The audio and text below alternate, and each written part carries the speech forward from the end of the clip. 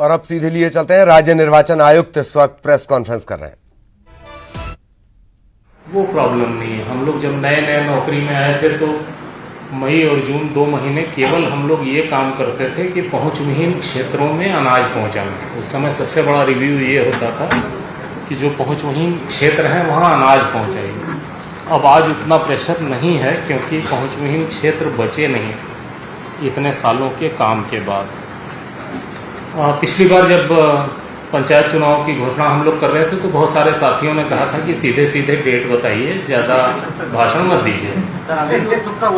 तो हमने आपकी भावना का आदर करते हुए बहुत ही छोटा सा भाषण बनाया है। जो पिछली बार जितना हमने बोला था पिछली बार हमने जितना बोला था उसका एग्जैक्टली 1/3, मतलब इतने कम समय में हम अपनी बात कह रहे हैं।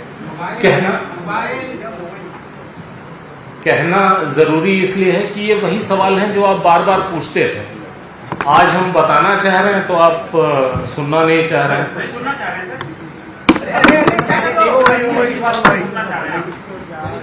ठीक है, जो रूरल डेवलपमेंट ने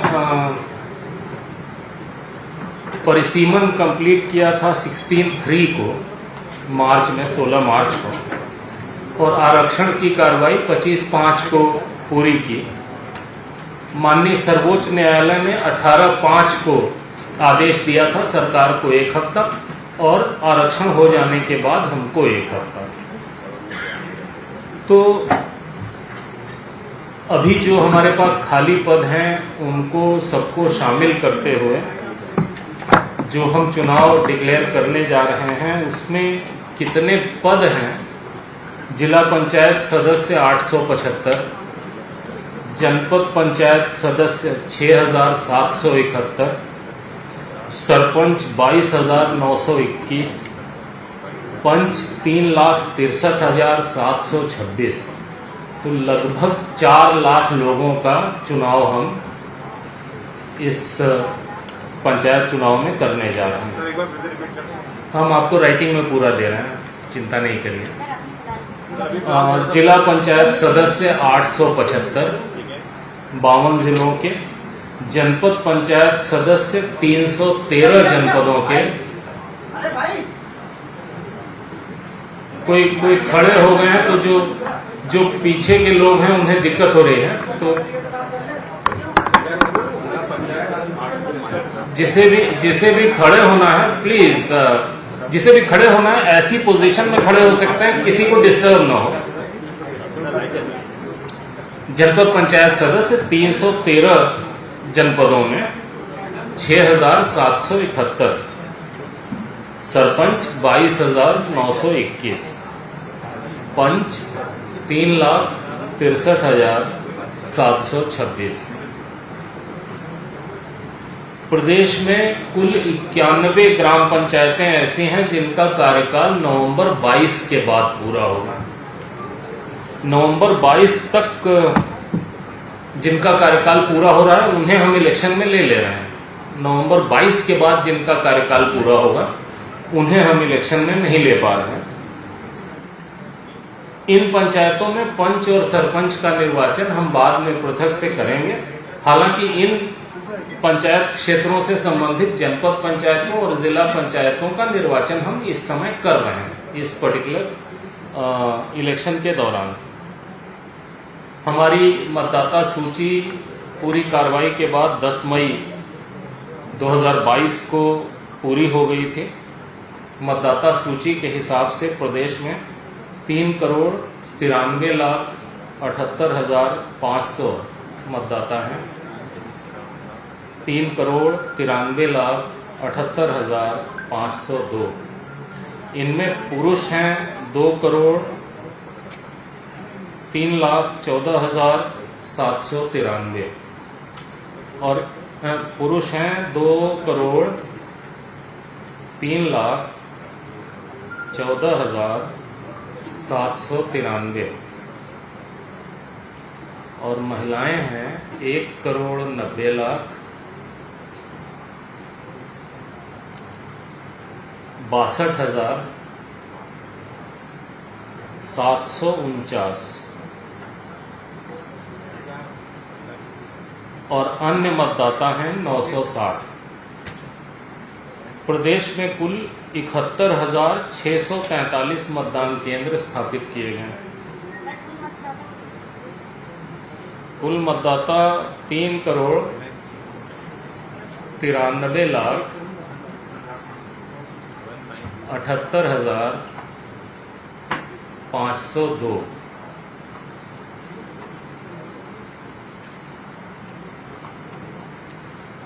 कुल 71,643 मतदान केंद्र स्थापित किए गए। इनमें से 3,258 मतदान केंद्र ऐसे हैं जहां मतदाताओं की संख्या 750 है।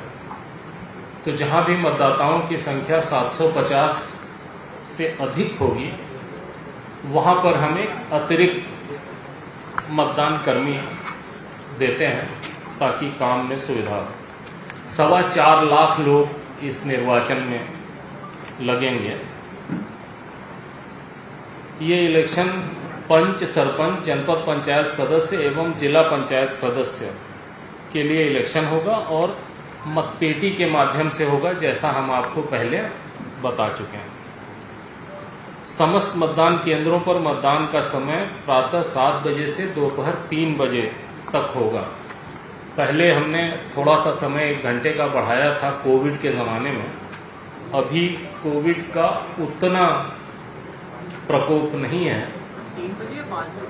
3 बजे 7 बजे से 3 बजे, क्योंकि मतदान केंद्र पर ही मतगणना होती है, तो इसलिए ध्यान रखना जरूरी होता है। मतदान के लिए मतदाता को पहचान पत्र लाना होगा। 23 तरीके के पहचान पत्र हैं जो हम रिकॉग्नाइज करते हैं। उनमें से कोई भी एक लेके आएंगे तो उनको माना जाएगा। जो त्रिस्तरीय पंचायत हैं, इनके सभी पदों की मतगणना मतदान समाप्ति के पश्चात मतदान केंद्र पर ही की जाएगी। हर मतदान केंद्र पर मतगणना होगी। पंच, सरपंच, जनपद पंचायत सदस्य, इन पदों की मतगणना का सारणीकरण, टैबुलेशन और निर्वाचन परिणाम की घोषणा ब्लॉक मुख्यालय पर की जाएगी, विकासखंड मुख्यालय पर की जाएगी। जिला पंचायत सदस्य के लिए मतों का टैबुलेशन तो विकासखंड पर हो जाएगा, लेकिन फिर वापस जिला मुख्यालय पर उसका टैबुलेशन होगा और इलेक्शन डिक्लेयर होगा। मतलब ब्लॉक से जिला पंचायत सदस्य को छोड़कर बाकी सारे इलेक्शन डिक्लेयर होंगे, रिजल्ट डिक्लेयर होंगे। जिले से केवल जिला पंचायत सदस्य का डिक्लेयर होगा। इसमें हम आईटी का उपयोग करते हैं, जो हम कई बार आपको बता चुके हैं, इसलिए हम ये चीज़ें छोड़ दे रहे हैं। बस मतदाता सूची में अपने दर्ज नाम की जानकारी किसी को भी चाहिए तो वो www.mplocalelection.gov.in पर अवेलेबल है। पिछली बार भी हमने बताया था, हमने अखबारों में भी इसका प्रचार किया है। ये इम्पॉर्टेंट है, इससे लोग देख सकते हैं, या चुनाव मोबाइल ऐप है हमारा, उससे भी देख सकते हैं। स्ट्रांग रूम, मतदान केंद्रों एवं मतगणना स्थलों पर आवश्यक सुरक्षा व्यवस्था रहेगी। सेक्टर जोनल मजिस्ट्रेट्स रहेंगे। आयोग मुख्यालय में एक कंट्रोल रूम हमने बनाया है, जहां पर राउंड द क्लॉक लोग अपनी शिकायत कर सकते हैं। इसका नंबर नोट कर लीजिए सभी लोग, 0755 255 1076 0755 255 1076। निर्वाचन में हम पर्यवेक्षण के लिए हर जिले में प्रेक्षक नियुक्त करते हैं, जो हम नियुक्त कर रहे हैं, 1 आध दिन में हो जाएगा। मतदाता जागरूकता के लिए बहुत सारी गतिविधियों का हम आयोजन करते हैं, वो कंटिन्यूअसली चालू रहेंगे। अभी जैसे ही हम तिथि बोलेंगे, जब तक नहीं बोल रहे हैं तब तक दिक्कत नहीं है, जैसे ही तिथि बोलेंगे वैसे ही आदर्श आचरण संहिता लागू हो जाएगी, जो केवल पंचायत क्षेत्र के लिए होगी। अर्बन बॉडी के लिए तब लागू होगी जब हम अर्बन का इलेक्शन डिक्लेयर करेंगे। निर्वाचन के दौरान मतदाताओं को प्रभावित करने संबंधी घटनाओं पर नियंत्रण के लिए आयोग आदर्श आचरण संहिता जारी करता है। जो निर्वाचन कार्यक्रम जारी होने के साथ ही प्रभावशील हो जाती है। आदर्श आचरण संहिता निर्वाचन परिणाम घोषित होने तक प्रभावशील रहेगी। कई लोग समझते हैं कि वोटिंग हो गई और आचरण संहिता खत्म हो गई, तो ऐसा नहीं होता। जब रिजल्ट डिक्लेयर हो जाते हैं तब मॉडल कोड ऑफ कंडक्ट खत्म होता है। ये जो आदर्श आचरण संहिता के प्रावधान हैं, ये राजनीतिक दलों, अभ्यर्थियों, शासकीय विभागों, कर्मियों और त्रिस्तरीय पंचायतों के पदाधिकारियों और कर्मचारियों पर भी लागू होंगे। यद्यपि पंचायत निर्वाचन गैर दलीय आधार पर होता है, लेकिन फिर भी सभी राजनीतिक दलों पर आदर्श आचरण संहिता लागू होती है। निर्वाचन के दौरान अगर किसी को सभा, रैली या जुलूस करनी है तो उसे सक्षम अधिकारी से अनुमति लेनी होगी। बिना अनुमति के कोई भी सभा, जुलूस, रैली ये सब अवैध माने जाएंगे।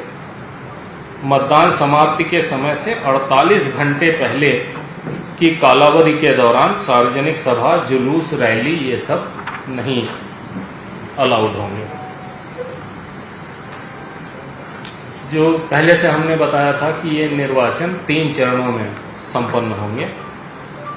तीनों चरणों के लिए निर्वाचन की सूचना एक साथ दिनांक 30/5/2022 को संबंधित कलेक्टर एवं जिला निर्वाचन अधिकारी द्वारा जारी की जाएगी। यानी 30 तारीख को सारे कलेक्टर 52 जिलों के वो एक साथ निर्वाचन की सूचना का प्रकाशन करेंगे। पहले फेज, दूसरे फेज, तीसरे फेज, तीनों फेज की निर्वाचन की सूचना का प्रकाशन एक साथ होगा।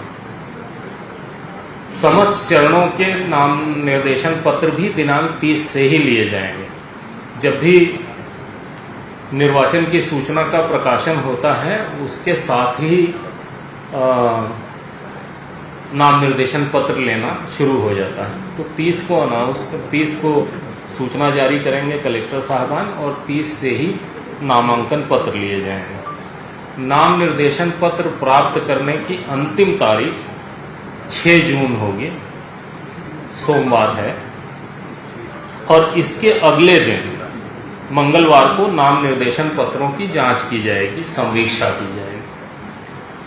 अभ्यर्थिता से नाम वापस लेने की अंतिम तारीख 10 जून है। 3 बजे तक नाम वापस लिए जा सकेंगे और 3 बजे के तुरंत बाद जो निर्वाचन लड़ने वाले अभ्यर्थी हैं उनकी सूची तैयार की जाएगी और प्रतीकों का आवंटन किया जाएगा। चरणवार क्षेत्र विवरण इस प्रकार है। इसका जो एग्जैक्ट ब्लॉक कौन सा है ये डिटेल हम आपको दे देंगे, बिकॉज वो ढेर सारे ब्लॉक्स को अलग अलग समय में लेना। प्रथम चरण में हम 115 जनपद पंचायत ले रहे हैं। 115 जनपद पंचायत ले रहे हैं। इनमें 8,702 ग्राम पंचायतें हैं।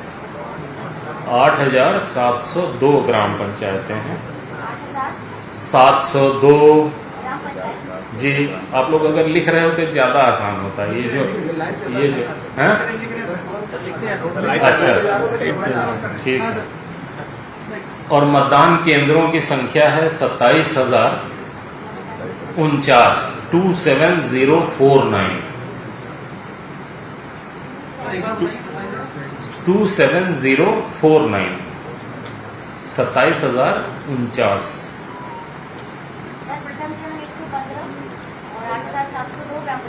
जी, दूसरे चरण में 106 जनपद पंचायतें हैं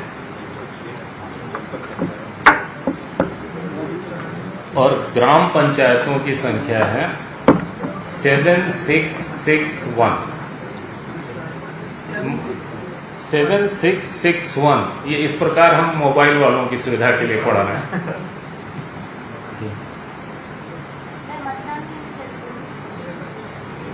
अभी बोला नहीं है, अभी ग्राम पंचायतों की संख्या बताई 7,661। ठीक है। और मतदान केंद्र होंगे 23,000 988 23988।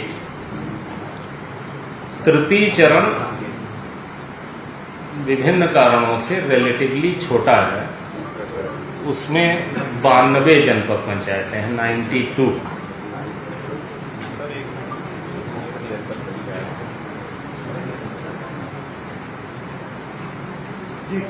तृतीय चरण में 92 जनपद पंचायतें हैं और 6,649 ग्राम पंचायतें हैं, 6649। वंस अगेन 6649 और 20,606 मतदान केंद्र हैं।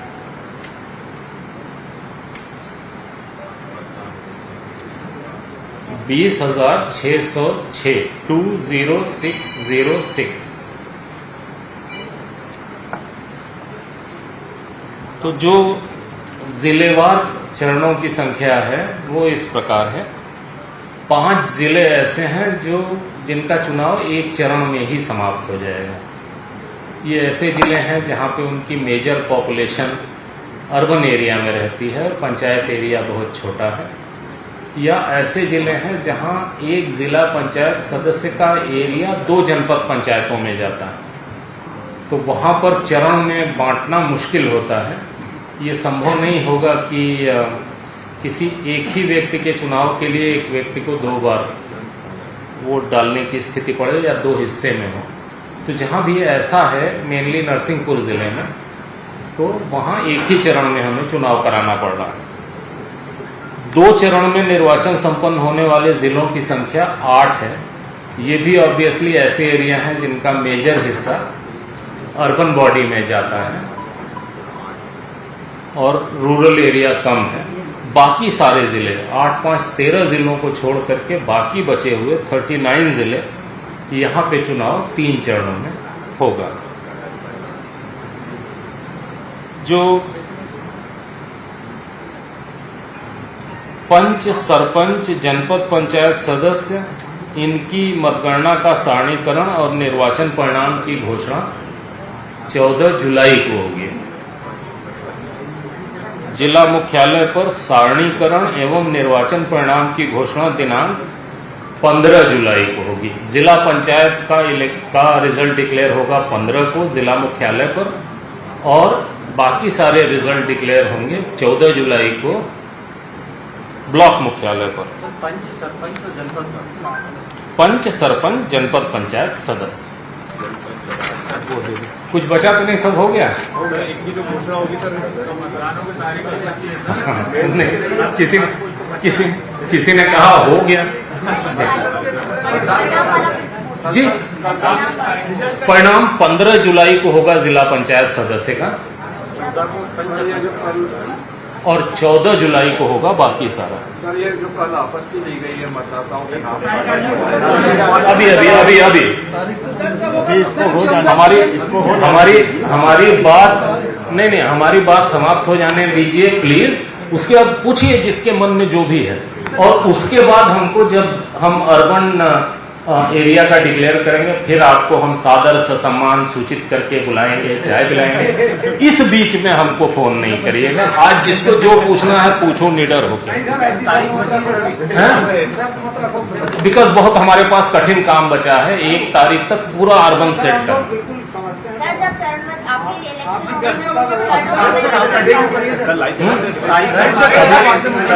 असली मुद्दे की बात रह गई, वो देखिए 30/5 को सब जगह निर्वाचन की सूचना का प्रकाशन होगा, नाम निर्देशन पत्र प्राप्त किए जाएंगे।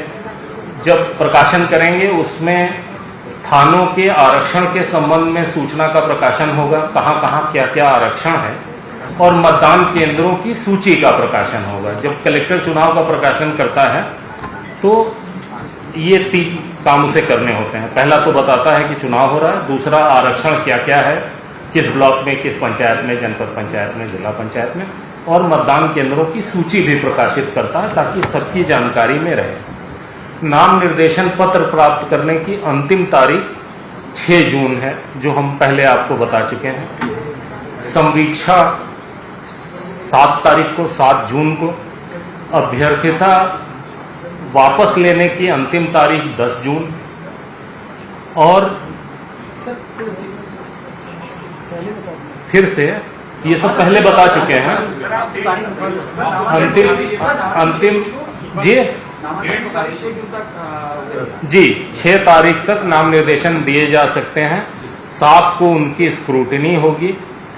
10 तक लोग अपना नाम वापस ले सकते हैं और 10 तारीख को ही उनकी सूची तैयार होगी कैंडिडेट्स की और उन्हें सिंबल्स दिए जाएंगे, निर्वाचन प्रतीकों का आवंटन होगा। मतदान हम कहते हैं यदि आवश्यक हो। यदि आवश्यक हो का अर्थ ये होता है कि जो हमें 3,63,000 पंच चुनने हैं, इनमें बहुत बड़ी संख्या में पंच बिना निर्वाचन के आते हैं, इसलिए वहां निर्वाचन नहीं किया जाता। निर्वाचन यदि आवश्यक हो का अर्थ ये है। पहला राउंड 25 जून को, 25 जून को। दूसरा राउंड 1 जुलाई को।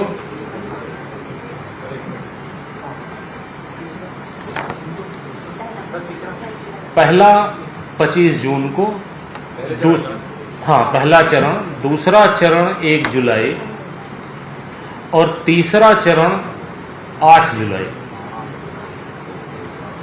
यानी ये जो वोटिंग है पंचायत की वो 8 जुलाई को संपन्न हो जाएगी। इसके बाद जो मतगणना है, जो मतदान केंद्र पर होगी, वो उसी दिन होगी। तो जहां 25 को वोट है 25 को मतगणना होगी, 1 को वोट है 1 को होगी, 8 को वोट है 8 को होगी।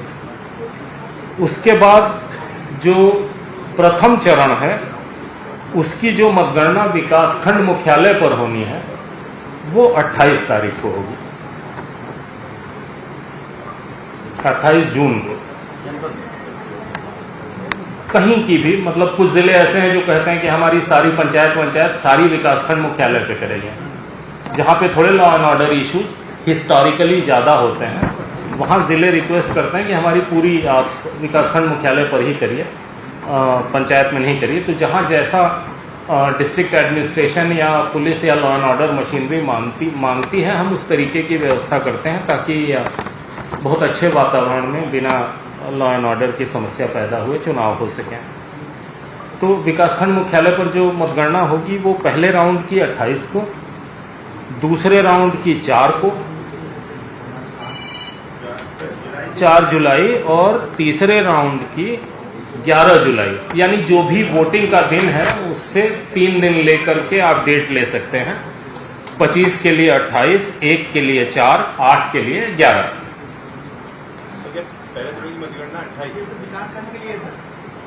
जी, विकासखंड मुख्यालय पर होने वाली। अदरवाइज तो जो मतदान केंद्र पर ही होनी है वो तो उसी समय हो जाएगी। मतदान समाप्त होते ही मतगणना का कार्य शुरू हो जाएगा। फिर पंच, सरपंच, जनपद पंचायत सदस्य, इनके पद की मतगणना का टैबुलेशन और निर्वाचन परिणाम की घोषणा, ये पहले चरण, दूसरे चरण, तीसरे चरण तीनों की 14 जुलाई को एक साथ होगी।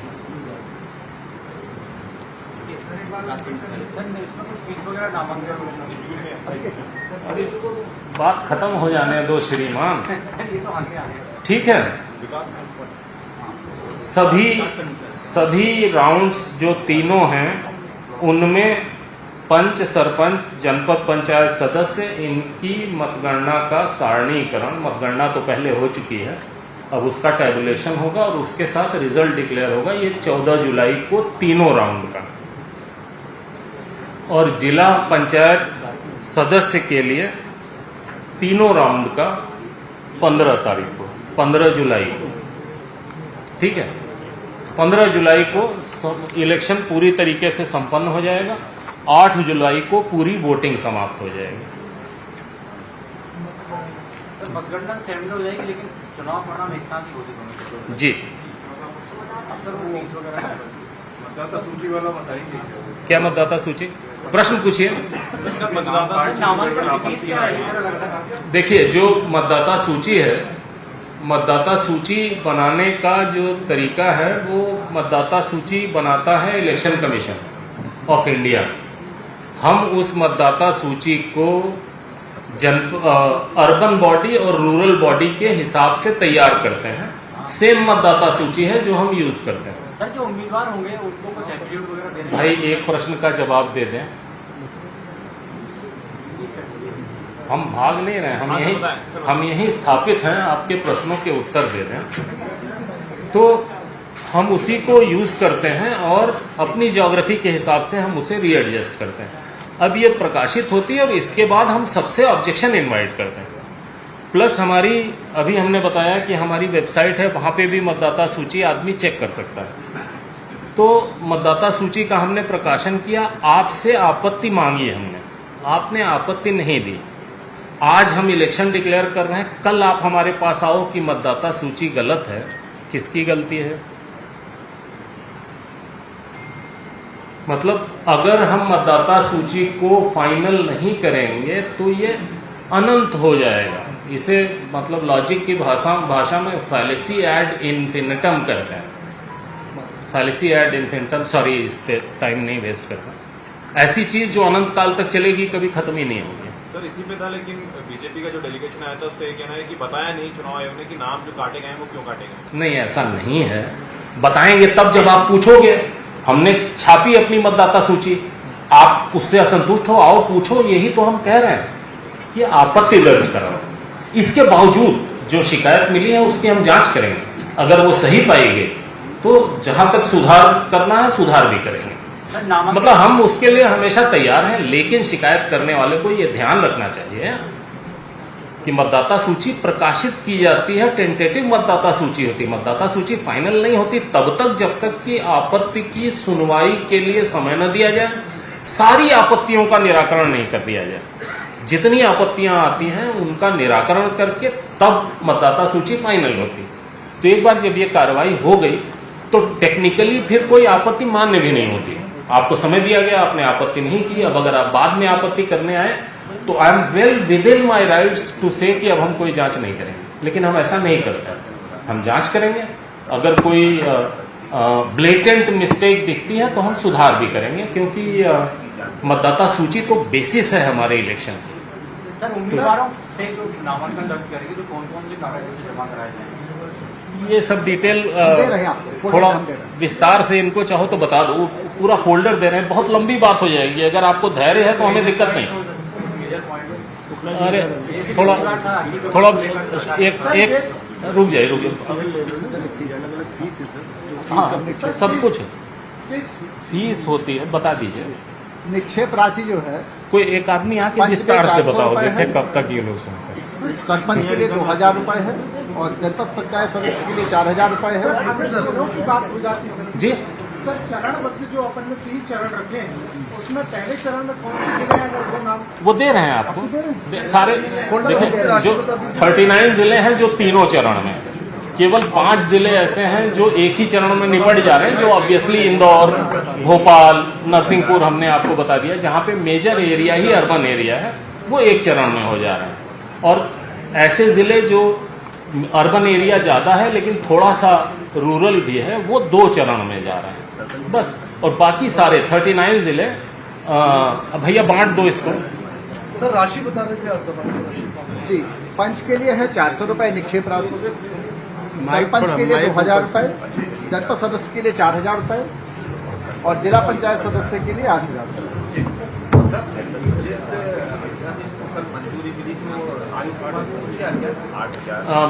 मेरी आ गया, कल आ गया।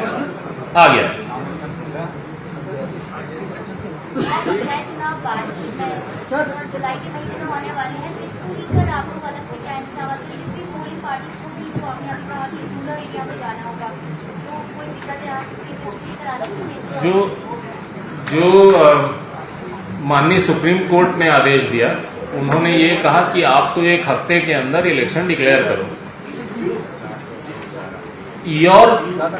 सबको दे सभी को मिलेंगे please. Your program can be modified as and when any exigency arises.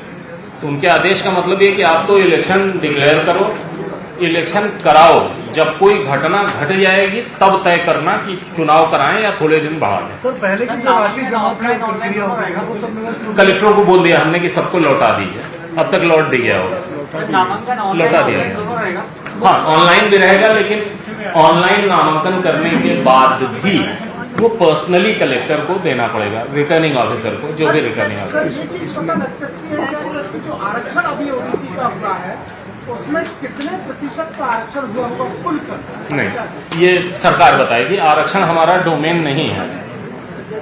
अभी जो आरक्षण है वो राज्य शासन करती है, और जो आज हम डेट अनाउंस करेंगे और 30 तारीख को जब कलेक्टर प्रकाशन करेगा तो प्रकाशन में वो ये बताएगा कि आरक्षण की क्या स्थिति है, और जो आरक्षण का परसेंटेज है वो जिलेवार, जनपद पंचायत वार, अलग अलग जगह अलग अलग है। वो हमारा डोमेन नहीं है, इसलिए हमने उस पर ध्यान नहीं दिया। हाँ, बता दीजिए। इस बार नहीं है, पंचायत में नहीं, ओ सॉरी, मतलब पंचायत में ऑनलाइन नॉमिनेशन इस बार अभी नहीं है, अर्बन में कर पाएंगे, लेकिन उसमें भी पर्सनली आना पड़ेगा।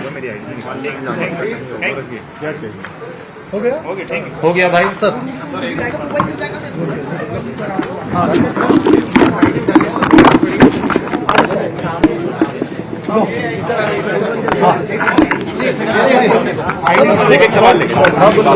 तो त्रिस्तरीय पंचायत चुनाव का ऐलान कर दिया गया है। सुबह 7 से दोपहर 3 बजे तक मतदान होगा और तारीखें भी घोषित कर दी गई हैं। 25 जून को पहला राउंड, 1 जुलाई को दूसरा राउंड, 8 जुलाई को तीसरा चरण होना है और 28 को मतगणना होनी है। पहले चरण की मतगणना 28 जुलाई को होगी विकास मुख्यालय पर, दूसरे चरण की मतगणना 4 जुलाई को विकास मुख्यालय पर होगी और तीसरे चरण की मतगणना 11 जुलाई को विकास मुख्यालय पर की जाएगी। त्रिस्तरीय पंचायत चुनावों का ऐलान कर दिया गया है।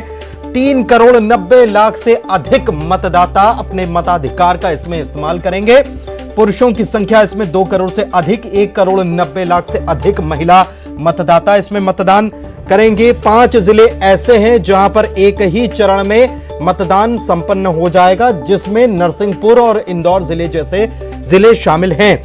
इसके अलावा 39 जिले ऐसे हैं जहां पर 3 चरणों में चुनाव होने हैं, यानी कि ये त्रिस्तरीय पंचायत चुनाव की जो 3 चरण हैं, तीनों चरणों में 39 जिलों में चुनाव होंगे और मतपेटी के जरिए मतदान होना है, मतपत्र के जरिए मतदान होगा, माफ कीजिएगा, और ब्लॉक मुख्यालय पर परिणाम घोषित किए जाएंगे। लेकिन गिनती उसी दिन, जिस दिन चुनाव होंगे उसी दिन, चुनाव की समाप्ति के बाद गिनती भी उसी दिन हो जाएगी। ऐलान जो है ब्लॉक मुख्यालय पर किया जाएगा। 30 तारीख को कलेक्टर्स की तरफ से ऐलान किया जाएगा आरक्षण। 30 मई को आरक्षण संबंधी क्या स्थिति है, कहां पर किस ग्राम पंचायत में, किस जिला पंचायत में क्या आरक्षण की स्थिति है, वो कलेक्टर्स की तरफ से इसका ऐलान किया जाएगा। तो ये कुछ बड़ी खबर, बड़ी जानकारी जो निकलकर सामने आई है। इलेक्शन कमीशन की तरफ से ऐलान कर दिया गया है और आदर्श आचार संहिता लागू हो गई है और यह 15 जुलाई तक लागू रहने वाली है, क्योंकि जिला पंचायत सदस्य के लिए 15 जुलाई को तीनों राउंड का जो नतीजा है, नतीजों की घोषणा है, वो 15 जुलाई को होगी। 15 जुलाई तक यानी कि ये पूरा चुनाव शुरू होना है। 115 जनपद पंचायत पहले चरण में, 8702 ग्राम पंचायत दूसरे चरण में और 106 जनपद पंचायत तीसरे चरण में होनी है, जहां पर निर्वाचन की प्रक्रिया की जाएगी और तारीखें घोषित कर दी गई हैं। 3 चरणों में पंचायत चुनाव कराए जाएंगे, इसके लिए पूरी तैयारी कर ली गई है। अधिसूचना देख लीजिए, पूरी डिटेल्स जो है वो कब कब होना है, क्या होना है, नामांकन कब होना है, नाम वापसी की तारीख भी है, स्क्रूटनी भी होगी, उसके बाद चुनाव चिन्ह का आवंटन किया जाएगा। ये सारी बातें निर्वाचन आयोग की तरफ से कुछ ही देर पहले प्रेस कॉन्फ्रेंस के जरिए बताई गई।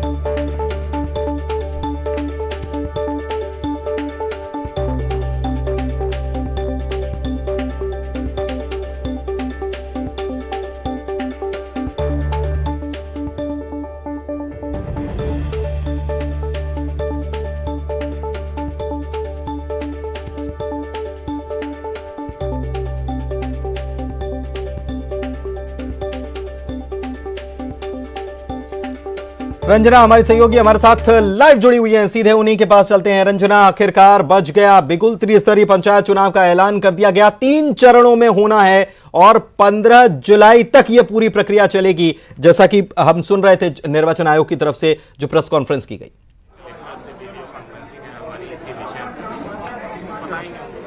जी पुनीत, बिल्कुल मध्य प्रदेश में जो पंचायत चुनाव है उनका बिल्कुल बच गया है और पंचायत चुनाव की जो तारीखें हैं उनकी भी घोषणा हो गई है। मध्य प्रदेश में 3 चरणों में जो पंचायत चुनाव है वो होंगे।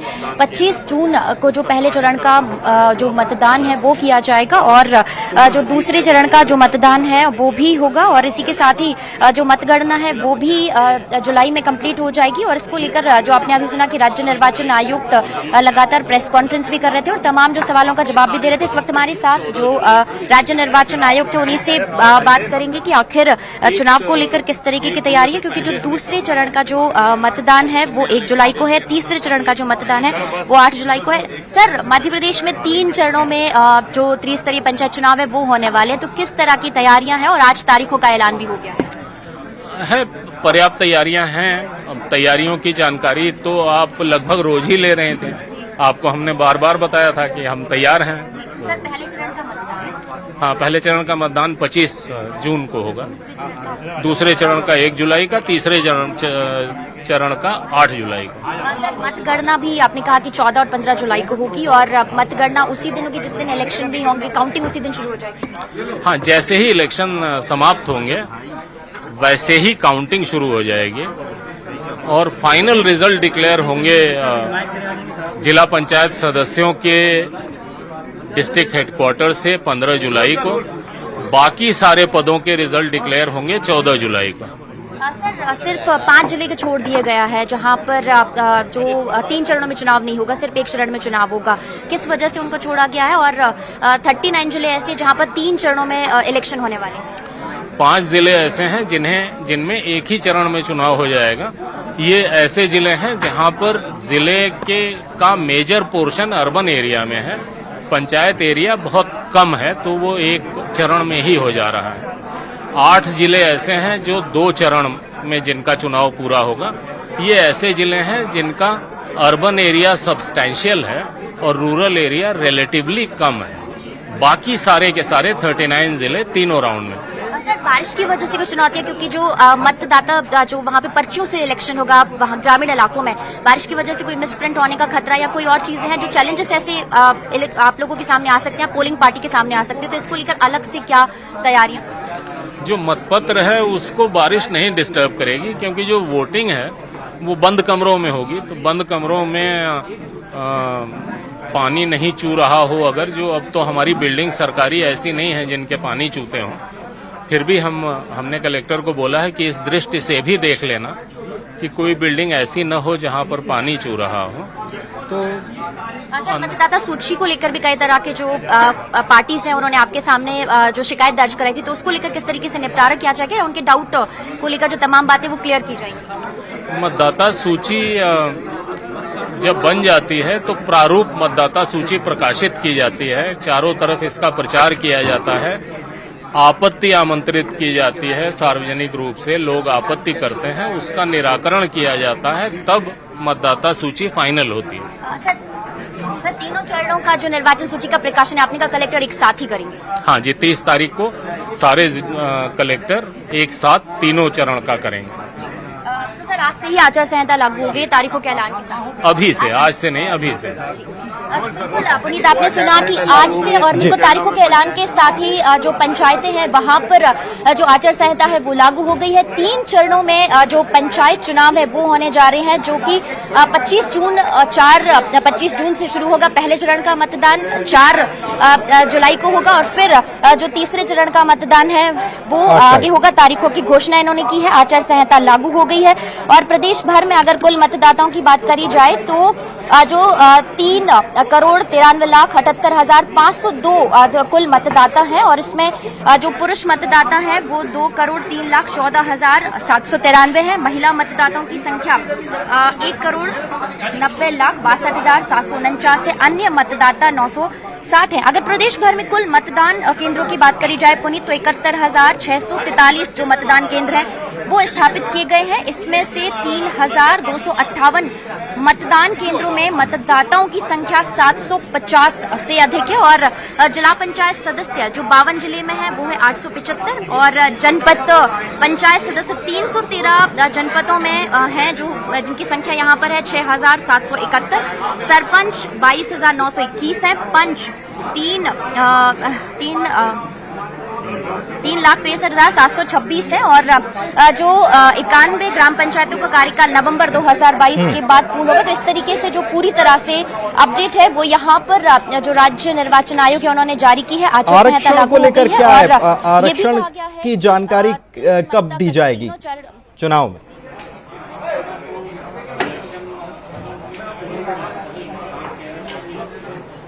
जो आरक्षण की जानकारी है वो लिस्ट प्रकाशित हो गई है, लेकिन जो निर्वाचन सूची का प्रकाशन है उन्होंने कहा है कि 3 चरणों में चुनाव होंगे पुनीत, लेकिन जो निर्वाचन सूची का प्रकाशन है वो कलेक्टर एक साथ ही करेंगे और 30 मई को ही जो निर्वाचन सूची का प्रकाशन है वो किया जाएगा और 6 जून तक जो भी कैंडिडेट हैं, जो भी पंचायतों में जो भी अपना नामांकन जमा करना चाहेंगे तो नामांकन वापस लेने की जो अंतिम तारीख है वो 6 जून यहाँ पर तय की गई है। और 39 जिले ऐसे हैं जहाँ पर 3 चरणों में चुनाव होगा, लेकिन 5 जिले ऐसे हैं जहाँ पर सिर्फ एक चरण में ही चुनाव होगा, जिसमें नरसिंहपुर भी शामिल है और बाकी जो कुछ जिले हैं जिनकी लिस्ट अभी है, देखना होगा कि आखिर वो कौन कौन से जिले हैं जहां पर सिर्फ एक चरण में चुनाव होगा, क्योंकि यहाँ पर सिर्फ 39 जिले ऐसे रखे गए हैं पुनीत जहां पर 3 चरणों में चुनाव होगा। बाकी जो बचे हुए जिले हैं वहां पर 1 और 2 चरण में ही चुनाव रखा गया है, क्योंकि उसके पीछे अभी आपने सुना कि जो राज्य निर्वाचन आयोग थे उन्होंने कारण भी बताया था कि आखिर किस कारण से जो चुनाव है उनको एक चरण में ही रखा गया है। रूरल जो एरियाज है वहां पर किस तरह की परेशानी आ रही थी और जो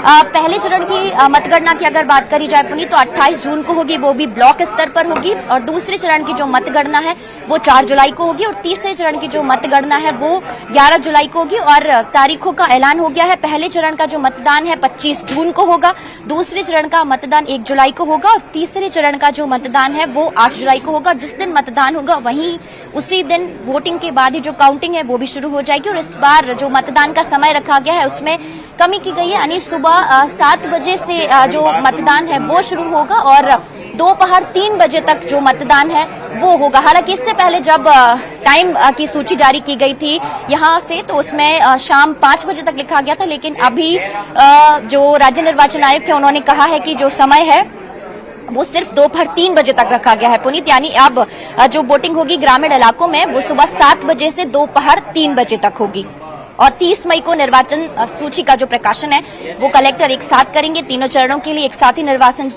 सूची का जो प्रकाशन होगा और नाम निर्देशन यानी नामांकन वापस लेने की जो प्रक्रिया है वो 6 जून रखी गई है। 7 को स्क्रूटनी होगी और 10 जून तक नाम वापस लिए जा सकते। जानकारी दी गई।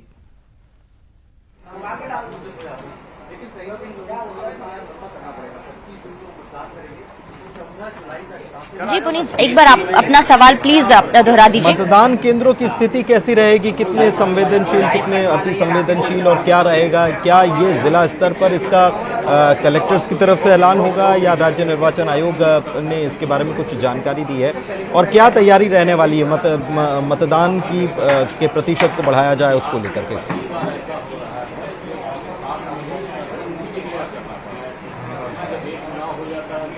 जी पुनीत, बिल्कुल मतदान का जो प्रतिशत है, बीते अगर साल की बात करी जाए तो महिला मतदाताओं का जो प्रतिशत है वो बढ़ा है, लेकिन इस बार जो प्रतिशत बढ़ाने के लिए जो जागरूकता है, जो अवेयरनेस है वो भी शुरू की जाएगी राज्य निर्वाचन आयोग की तरफ से। ग्रामीण इलाकों में भी जो जागरूकता कार्यक्रम है वो चलाए जाएंगे ताकि बढ़ चढ़कर जो लोग वहां पर पहुंचे और वोटिंग करें, क्योंकि लंबा वक्त बीत गया है और एक बार चुनाव टल भी गए थे और ऐसे में जिस तरीके से मतदाताओं को जागरूक करने का जो कार्यक्रम होता है कि किस तरीके से वो अपने घरों से बाहर निकलें और मतदान केंद्रों पर पहुंचे, तो इसको लेकर जो तमाम तरह के जो अवेयरनेस प्रोग्राम है वो भी अब इन राज्य निर्वाचन आयोग की तरफ से शुरू हो जाएंगे। और जहां तक संवेदनशील और असंवेदनशील मतदान केंद्रों की बात करी जाए तो इस बात का जिक्र अभी तक राज्य निर्वाचन आयोग की तरफ से नहीं किया गया है, क्योंकि पंचायत चुनाव में पूरी तरह से जो डिफिकल्ट अगर परिस्थितियों की बात करी जाए तो वो थोड़ी सी सामने आती है, लेकिन अब जैसा कि अभी राज्य निर्वाचन आयुक्त ने कहा कि अब धीरे धीरे जो परिस्थितियां हैं उसमें सुधार हो रहा है। बड़ी संख्या में वहां पर पुलिस बल तैनात किया गया है और तैनात किया जाएगा। इसको लेकर भी जो आवश्यक दिशा निर्देश है वो आने वाले दिनों में जारी किए जाएंगे। पूरी तरह से निर्विघ्न और शांतिपूर्ण तरीके से चुनाव कराने को लेकर जो तैयारियां हैं वो हमारी तरफ से की गई हैं।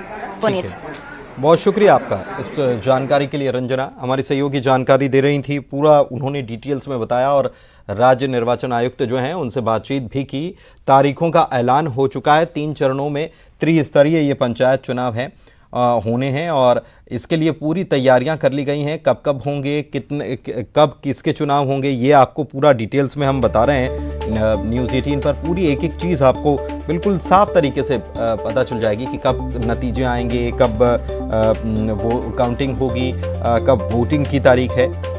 आपको फिर से बता देते हैं कि ये 3 चरणों में चुनाव होने हैं, जिसमें पहला चरण जो है, पहला राउंड जो है वो 25 जून को होगा, दूसरा 1 जुलाई को राउंड होगा और तीसरा 8 जुलाई को, तीसरा चरण जो है वो तीसरा चरण 8 जुलाई को है।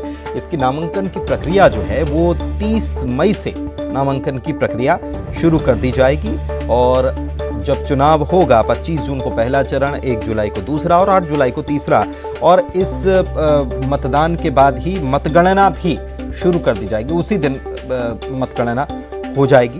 मत पत्रों के जरिए मतदान किया जाएगा। ब्लॉक मुख्यालय पर परिणाम घोषित किए जाएंगे।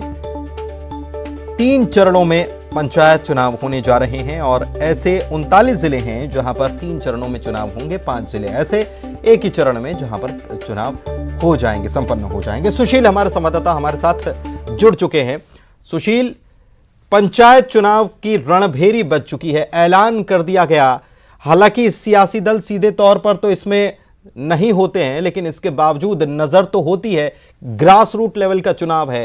क्या तैयारियां?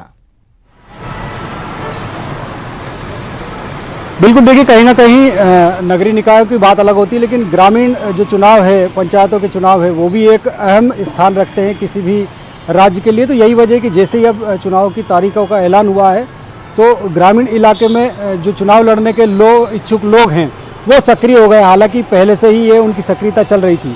ग्वालियर में जिला पंचायत के 13 वार्डों के लिए यहाँ चुनाव होगा, 13 सदस्यों के लिए। इसके अलावा जो ग्वालियर जिले की 4 जनपद पंचायत है, उन जनपद पंचायतों में भी जो है सदस्यों का चुनाव होगा। इसके अलावा करीब 263 ग्राम पंचायत है जिनके लिए चुनाव होगा।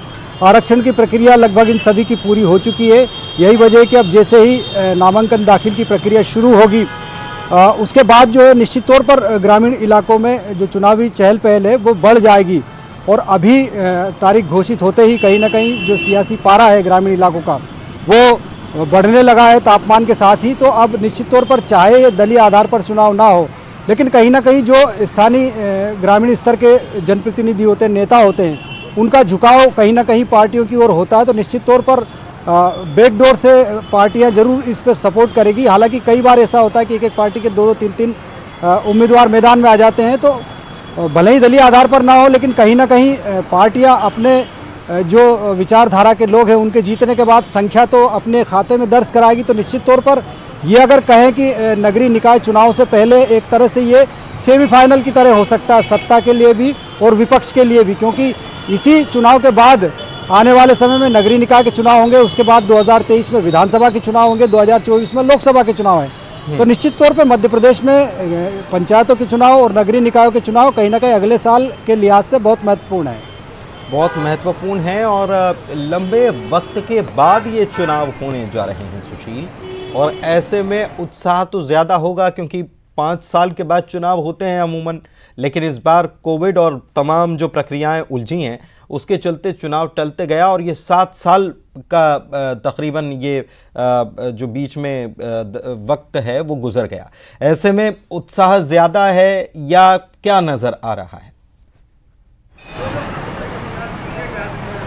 बिल्कुल, देखिए कहीं ना कहीं अगर लंबे समय तक चुनाव नहीं होता है, पिछले 2 साल से कोरोना के चलते चुनाव नहीं हो पाए हैं, नगर पालिकाओं के, नगरीय निकायों के चुनाव भी नहीं हुए, ग्रामीण चुनाव भी नहीं हुए पंचायतों के, तो निश्चित तौर पर लोग जो राजनीति करते हैं कहीं ना कहीं वो चुनाव को लेकर उम्मीद जता ही रहे थे कि जल्द से जल्द चुनाव होंगे। क्योंकि जब पंचायतों के सरपंच के अलावा जो पंच थे और जिला पंचायत, जनपद पंचायत के सदस्य, अध्यक्ष थे, उनके अधिकार वैसे भी खत्म हो चुके थे।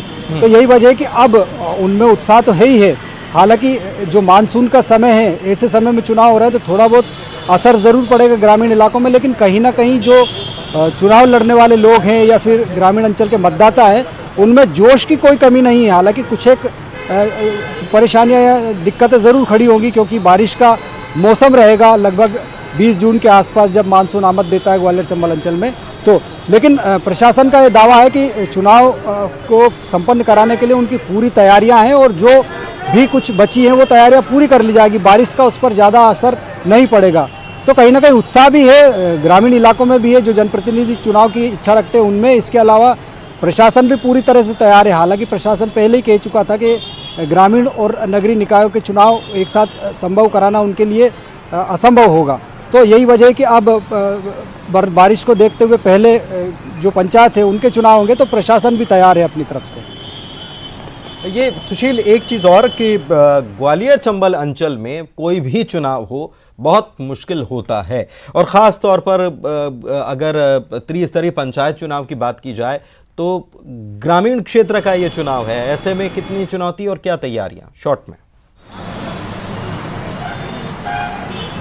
बिल्कुल, देखिए कहीं ना कहीं अगर कहें तो ग्रामीण अंचल में ग्वालियर चंबल इलाके में चुनाव कराना आसान नहीं होता है। हिंसा की यहाँ आशंका हमेशा बनी रहती है, क्योंकि ग्वालियर चंबल अंचल के जो 8 जिले हैं उन 8 जिलों में लगभग 1,35,000 से ज़्यादा लाइसेंसी हथियार है। इसके अलावा पुलिस जो ऑफ द रिकॉर्ड मानती है कि लगभग इससे 4 गुना ज़्यादा अवैध हथियार होता है। तो यानी 6 लाख से ज़्यादा अवैध हथियार ग्वालियर चंबल अंचल में मौजूद है, ऑफ द रिकॉर्ड पुलिस सूत्रों की माने तो निश्चित तौर पर जब चुनाव आते हैं तो पुलिस प्रशासन और चुनाव आयोग के सामने यहाँ पर चुनाव शांतिपूर्ण कराना एक बड़ी चुनौती रहता है। हालांकि आचार संहिता लगने के साथ ही जो लाइसेंसी हथियार है वो थाने में जमा होने की कार्रवाई शुरू हो जाएगी। भले ही ग्राम पंचायतों के चुनाव हो रहा है, लेकिन नगरीय इलाके के जो हथियार है वो भी संभवतः जमा कराए जाएंगे, क्योंकि पूरे जिले में प्रभावी रहता है आचार संहिता। निश्चित तौर पर ये प्रक्रिया अपनाई जाएगी, तो प्रशासन के सामने चुनौती जरूर है। चलिए, बहुत शुक्रिया आपका इस जानकारी के लिए सुशील। वक्त एक ब्रेक का हो चला है।